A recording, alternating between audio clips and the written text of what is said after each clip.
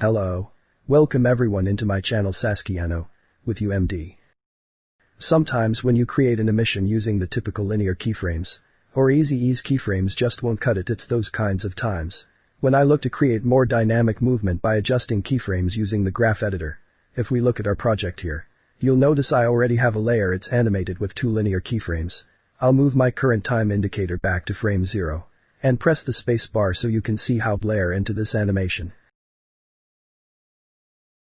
Actually yes, technically it's fine, it slides in and stops, but it's linear. And it's not very engaging, so I'll press the spacebar to stop playback. And to fix the linear nature and actually have this move in a more smooth fashion, I'll go ahead and click on the word position. So that both keyframes are selected, I'm not all right click on either one of the keyframes. And go to the Keyframe Assistant and choose Easy Ease. You can also press F9 on your keyboard as long as these keyframes are selected. Once we've done that, if we press the space bar, here you'll notice now the motion, it's a little bit more smooth. Once it actually eases out of the first keyframe and into the next one, it doesn't stop quite as abrupt.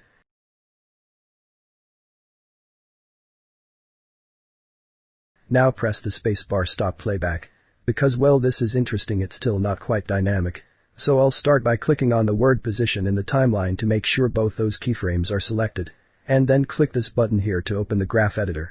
Inside the GraphEditor, you may or may not see something that looks like this. Let's make sure we're on the same page. I'm gonna go to the second button from the left here, at the bottom of the GraphEditor, and I'll click once and choose Edit Speed Graphs. Now if yours already looks like this, you're already in the speed graph. Just make sure that its speed graph is selected. Now in order to change how the motion of this object moves, I need to go ahead and select these keyframes again.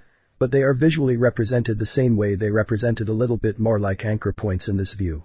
So I'm gonna click up here and hold my mouse down and drag a lasso around both of those squares to select both keyframes. And when I let go, they'll both be selected and I have the scandals. Now the velocity is set up with a baseline of 0 down here at the bottom, and then this arc moves up in at this point. This object is moving at around 2000 pixels a second. Even faster than that, and then it slows down again. I want it to start slowly and then move quickly and then stop. So click on this left handle and drag to the right, and notice now the graphs will change. It's going to start slowly and then move really quickly, and then slow down rather quickly the same way. So I'll press the space bar here, and now you'll be able to see the motion is a lot more interesting here, kind of slides into the scene with authority and stops. Or fine like this, I can press the space bar to stop playback. Press Ctrl Z on Windows to undo, or and Command Z on the Mac. And this time I'll click and drag on the right handle.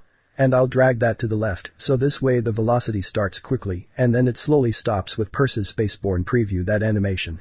Now in the preview, here you could see it wasn't quite playing in real time. So looks a little jerky as it was resolving, but as you can see the overall motion is actually moving a little bit more slowly. So you realize you must be graph is a nifty way to take the movement of your typical keyframe animations from okay to something much more dynamic and engaging. Here we go, we are done for today. Leave your comments down below. I hope you enjoyed it. If the video was helpful for you, to hit on the like button and subscribe. Don't forget to turn the bell button on so you don't miss the next videos.